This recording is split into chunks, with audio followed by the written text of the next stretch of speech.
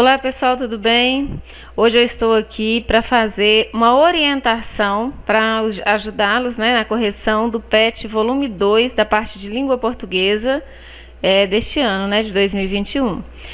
O tema aqui posto para o primeiro ano é conto, e aqui já tem alguns elementos que vocês precisam ficar atentos. O conto consiste em uma história focada em um conflito. Olha, sempre um problema a ser resolvido, apresentando o desenvolvimento e a resolução desse conflito. Então, vejam, é o que a gente fala de introdução, chega um ponto no desenvolvimento que tem um clímax, que é o momento de tensão, e o desfecho. Então, os elementos essenciais do conto, que é considerado a narrativa curta, é o narrador, personagem, enredo, espaço e tempo. Então são elementos importantes aqui, tá? Vamos então à proposição aqui das questões. Na atividade, gente, você já tem aí um conto, que é o conto do escritor moçambicano Mia Couto, excelente escritor. Aqui é o conto O Menino que Escrevia Versos. Ele escreve versos. Apontou o filho como se entregasse criminoso na esquadra. O médico levantou os olhos, por cima das lentes, com esforço de alpinista em topo de montanha. Há antecedentes criminais na família? Desculpe, doutor? O médico destrocou-se em tintins. Dona Serafina respondeu que não. O pai da criança, mecânico de nascença e preguiçoso por destino, nunca espreitara uma página. Lia motores, interpretava chaparias, tratava bem, nunca lhe batera, mas a doçura mais requintada que conseguira tinha sido em noite de núpcias. Serafina, você cheira a óleo castrol. Ela hoje até se comove com a comparação. Perfume de igual qualidade, qual outra mulher ousa sequer sonhar? Pobres que fossem esses dias, para ela tinha sido lua de mel. Para ele, não fora senão um período de rodagem. O filho fora confeccionado nesses namoros de unha suja, restos de combustível, manchando o lençol e oleosas confissões de amor. Muito romântico, né? Tudo corria sem mais, a oficina mal dava para o pão e para a escola do miúdo. Mas eis que começaram a aparecer, pelos recantos da casa, papéis rabiscados com versos. O filho confessou, sem pestanejo, a autoria do feito. São meus versos, sim. O pai logo sentenciara. Havia que tirar o miúdo da escola. Aquilo era coisa de estudos a mais, perigosos contágios, más companhias. Pois o rapaz, em vez de se lançar no esfrega-refrega com as meninas, se acabrunhava nos penubras e, pior ainda, escrevia versos. O que se passava? Mariquice intelectual? Ou carburador entupido, avarias dessas que a vida do homem se queda em ponto morto? Dona Serafina defendeu o filho e os estudos. O pai, conformado, exigiu, então, ele que fosse examinado. O médico que faça revisão geral, parte mecânica, parte elétrica, queria tudo. Que se afinasse o sangue, calibrasse os pulmões e, sobretudo, que espreitasse o nível do óleo na figadeira. Houvesse que pagar por sobressalentes, não importava. O que urgia era pôr cobro àquela vergonha familiar. Olhos baixos, o médico escutou tudo sem deixar de escrevinhar no papel. Aviava já a receita para a poupança de tempo. Com um enfado, o clínico se dirigiu ao menino. Dói-te alguma coisa? Dói minha vida, doutor. O doutor suspendeu a escrita. Resposta sem dúvida o surpreendera. Já a dona Serafina aproveitava o momento. Está a ver, doutor? Está a ver? O médico voltou a erguer os olhos e a enfrentar o miúdo. E o que fazes quando te assaltam essas dores? O que melhor sei fazer, excelência. E o que é? É sonhar. Serafina voltou à carga e desferiu uma chapada na nuca do filho. Não lembrava o que o pai lhe dissera sobre os sonhos? Que fosse sonhar longe? Mas o filho reagiu. Longe por quê? Perto, o sonho aleijaria alguém? O pai teria sim receio de sonho e riu-se acarinhando o braço da mãe. O médico estranhou o miúdo. Custava a crer, vista a idade, mas o moço, voz tímida, foi-se anunciando. Que ele, modéstia apartada, inventara sonhos desses que já nem há, só no antigamente, coisa de bradar a terra. Exemplificaria para melhor crença, mas nem chegou a começar. O doutor o interrompeu. Não tenho tempo, moço. Isto aqui não é nenhuma clínica psiquiátrica. A mãe, em desespero, pediu clemência. O doutor que desse ao menos uma vista de olhos pelo caderninho dos versos, a ver se ali catava o motivo de tão grave distúrbio. Contrafeito, o médico aceitou e guardou o manuscrito na gaveta. A mãe que viesse na próxima semana e trouxesse o paciente. Na semana seguinte, foram os últimos a ser atendidos. O médico sisudo taciturneou. O miúdo não teria, por acaso, mais versos? O menino não entendeu. Não continuas a escrever? Isso faço, não é escrever, doutor. Estou, sim, a viver. Tenho este pedaço de vida, disse, apontando um novo caderninho quase a meio. O médico chamou a mãe à parte, que aquilo era mais grave do que se poderia pensar. O menino carecia de internamento urgente. Não temos dinheiro, fungou a mãe entre soluços. Não importa, respondeu o doutor, que ele mesmo assumiria as despesas e que seria ele mesmo na sua clínica que o menino seria sujeito a devido tratamento. E assim se procedeu. Hoje, quem visita o consultório raramente encontra o médico. Manhãs e tardes, ele se senta no recanto do quarto onde está internado o menino. Quem passa pode escutar a voz pausada do filho do mecânico que vai lendo, verso a verso, seu próprio coração. E o médico, abreviando os silêncios, não pare, meu filho, continue lendo. Então está aí, aqui nós temos, né, é o glossário com o significado de algumas palavras. E uma loucura, né, gente? Já imaginou você que está aí me ouvindo? De repente você começa a escrever verso e o pai acha que você está doido? Sonho do pai é que vocês escrevam. Agora que você já leu o conto, responda as questões a seguir. Há diversos modos de analisar o papel que uma personagem desempenha em uma história. Vamos ver algumas dessas classificações? Em geral, a personagem em torno da qual todas as ações se desenvolvem é chamada protagonista.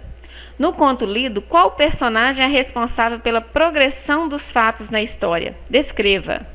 Gente, olha só. Primeiro, responsável pela progressão dos fatos. O que é isso? É a evolução. O protagonista, ele é responsável por essa evolução, porque a história vem sendo narrada sobre ele, o conflito que está em torno dele é que vai evoluindo. E está pedindo para descrever. Observem. Quem é a personagem central dessa história? Nós estamos falando sobre a realização de quem? Quem foi que gerou o problema discutido na história? Todos os encaminhamentos foram feitos em torno de quem? Então a resposta está bem óbvia aí, né? Quando vocês forem descrever, né, esse pequeno protagonista, vejam as características, vejam a resposta que é dada quando é questionado sobre o porquê que ele faz a ação que faz, tá? É importante isso. E descreva, sempre com resposta completa, né? Qual o personagem é responsável pela progressão dos fatos na história? Personagem responsável pela progressão dos fatos na história é o...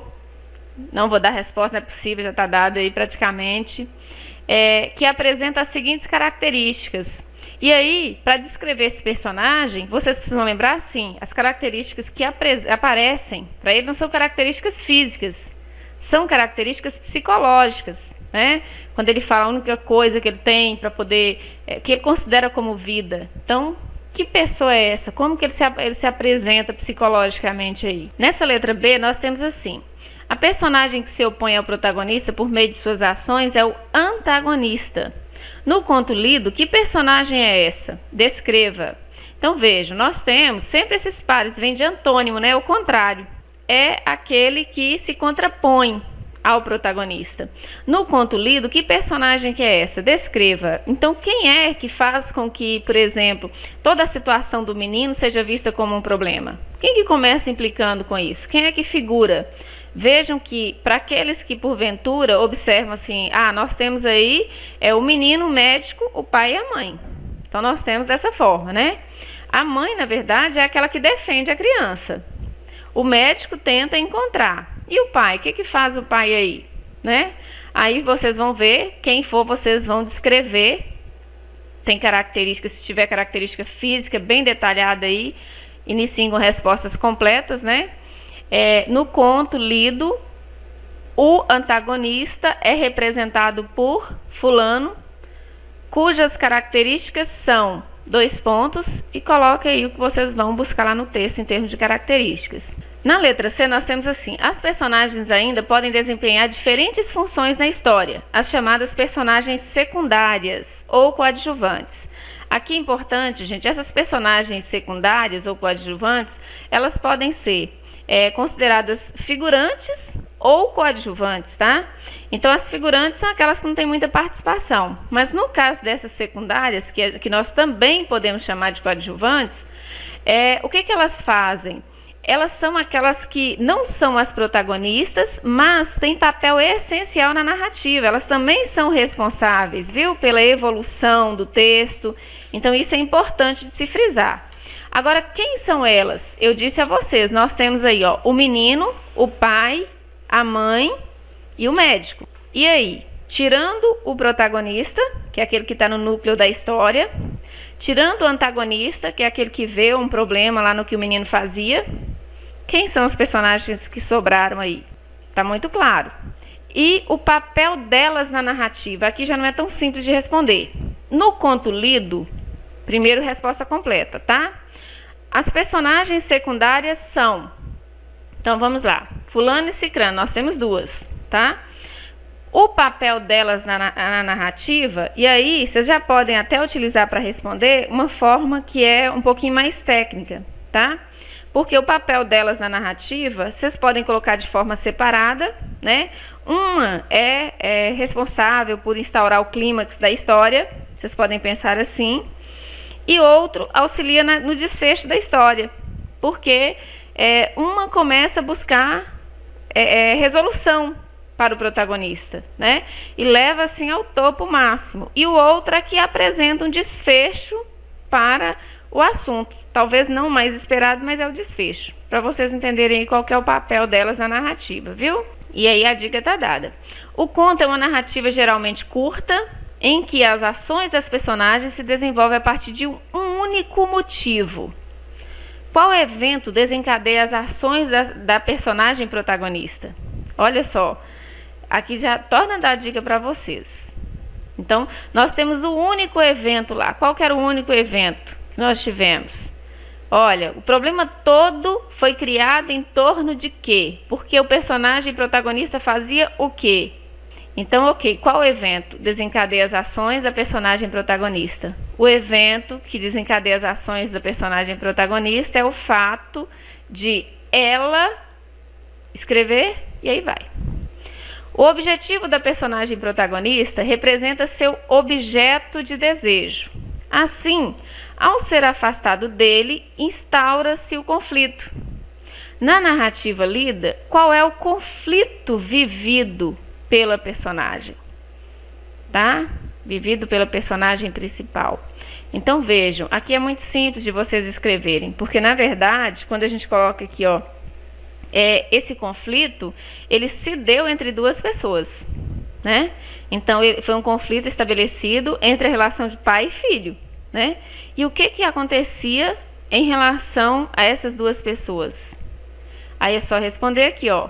O conflito vivido pela personagem principal se dá em razão da não aceitação. Aí completem aí. O fato de o menino escrever versos incomoda bastante seu pai? É uma afirmativa, perdão. Incomoda bastante seu pai. Por quê? Então, olha só. Vejam que o que tem até o ponto final praticamente dá a resposta do anterior. Observem isso. Relacionem as questões. Ok. O fato de escrever versos incomoda bastante seu pai. Por que incomoda? Gente, aqui é importante vocês perceberem o seguinte. O pai, ele está num cenário totalmente contrário ao mundo da escrita e dos sonhos vivenciado pelo menino. Então, por que incomoda? São realidades muito diferentes, vocês precisam observar isso. É porque ele não gosta do filho? Não é. Vejam que ele não maltrata a esposa, ele tem um jeito próprio em função da vivência que ele tem, da historicidade que ele tem. O fato de o menino escrever versos incomoda o pai em razão da distinção de mundo em que eles vivem, e aí vocês vão detalhar. Quando o conflito chega a um ponto máximo, o conto atinge seu clímax. A partir daí, não há qualquer outra ação que complique ainda mais a situação. Na narrativa lida, quando isso ocorre? Para falar do clímax, eu trouxe vocês até esse trecho aqui, para vocês entenderem o seguinte, que é um momento de tensão. Olha, quando vocês pegarem isso, O médico estranhou o miúdo, custava a crer, vista a idade. Mas o moço, voz tímida, aqui nós estamos na expectativa de que algo vai acontecer. E aí, o que vai acontecer com esse menino? Um momento de tensão. O doutor o interrompeu. Não tenho tempo, moço, isso aqui não é nenhuma clínica psiquiátrica. Então, olha, isso aqui chega ao ponto máximo da tensão para nós. A pergunta que está lá adiante é quando o conflito chega a um ponto máximo, o quanto atinge o clímax. Na narrativa lida, quando isso ocorre.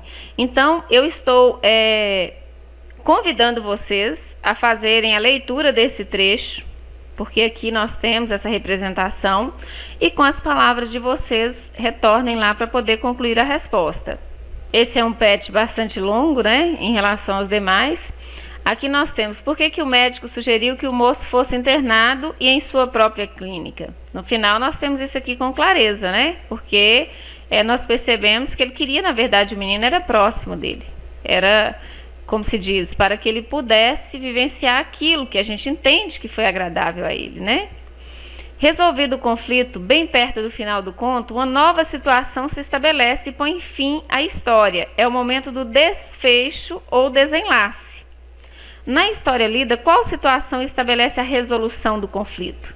Então, como que aquele problema do menino com a não aceitação dele foi resolvido? Então, basta pegar lá o finalzinho, né, e colocar aqui que a resolução do conflito se dá através da ação do médico e coloca aí qual que foi essa ação. Então, vocês podem perfeitamente fazer a formatação da resposta aqui.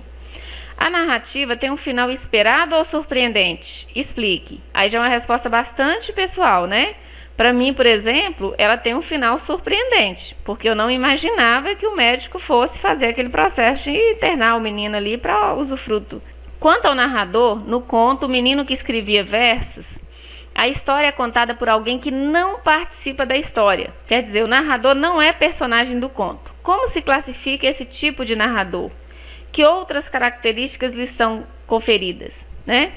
Aqui, gente, tem para esse conto, existe até uma discussão literária que tem autores que consideram como narrador observador, que é aquele narrado em terceira pessoa, que está distante dos fatos, né? Não vê, só narra aquilo que observa. E tem outros que colocam que é um narrador onisciente, que é aquele narrador que, além de ver tudo o que narrar tudo o que ele pode observar, ele ainda narra aquilo que vai no pensamento das pessoas. E às vezes a voz se confunde. Então, vocês vão voltar ao conto e vão observar lá, tá? Você percebeu que o narrador, ele, além daquilo que está escrito, ele também relata coisas que vão muito assim no pensamento dos personagens? Se sim, ele é o narrador onisciente. Se não, ele só narra aquilo que ele está vendo, é o narrador observador. Os dois são narradores que não participam da história, beleza? Sobre o foco narrativo, é correto afirmar que está em terceira pessoa, quer dizer, ele narra sem participar da história. O narrador é o protagonista? É o menino que está lendo, que está narrando? É o médico? O médico está contando a história? É a mãe que está contando a história? Ou é um texto escrito em primeira pessoa? Se é em primeira pessoa, quer dizer, a pessoa que narra também está participando da história. De acordo com o texto, é correto afirmar: o menino é limitado em suas habilidades e por isso precisa ser protegido pelo doutor. Olha, vocês acham que ele é limitado nas habilidades dele? A sociedade valoriza as pessoas que se dedicam à literatura? Foi isso que nós percebemos? Porque, olha, é de acordo com o texto, é conforme o que está escrito, é uma questão de compreensão e não de interpretação, tá? A literatura ameaça as classes dominantes e por isso o doutor procura meios para controlar a produção do menino? Aí você fala assim, será? Vamos ver. O fazer literário não é reconhecido como um trabalho útil e normal no contexto histórico e social vivido pelos pais do menino? Será? A literatura é vista pela família como uma área importante na formação do sujeito? Vocês acham isso? A família está percebendo isso? Aqui está bem claro. Aí vocês, com certeza, vão ficar entre C e D. Porque uma alternativa é de interpretação e outra alternativa é de compreensão. Aí vocês vão perceber o seguinte, essas duas parecem ser respostas, mas só uma responde. Por quê? O que está mais perceptível no texto? Essa questão das classes dominantes ameaçarem, ou isso aqui a gente tem que fazer um movimento maior para poder entender aquilo? Isso aqui está mais evidente no texto. Se isso aqui está mais evidente no texto, está mais fácil de localizar no texto, a resposta é essa. Caso contrário, seria uma outra, porque essa resposta aqui é de compreensão de texto. Pensem nisso. Beijos. Não fiquem nervosos, não dou resposta pronta, porque aluno de ensino médio está a caminho do vestibular. Mas olha que eu estou dando aí o passo a passo.